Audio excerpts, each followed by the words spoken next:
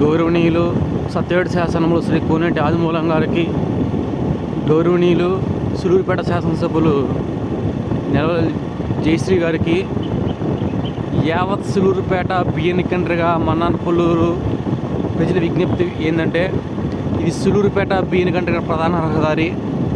ఈ రహదారి వల్ల వాహనదారులు చాలా ఇబ్బంది పడాల్సి వస్తుంది.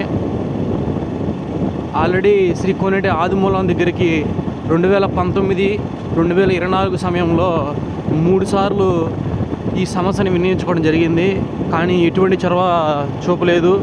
ఈసారి ఖచ్చితంగా చొరవ చూపుతారని మేము ఖచ్చితంగా ఆశిస్తున్నాం. ఈ రోడ్డు వల్ల ప్రయాణికులు చాలా ఇబ్బంది పడుతున్న దుస్థితి. ఎందుకంటే ఈ రూట్లో సరిగ్గా బస్సు ప్రయాణాలు అవి ఏవి ఉండవు. ఓన్ వెహికల్స్ ద్వారా వెళ్ళాల్సిందే.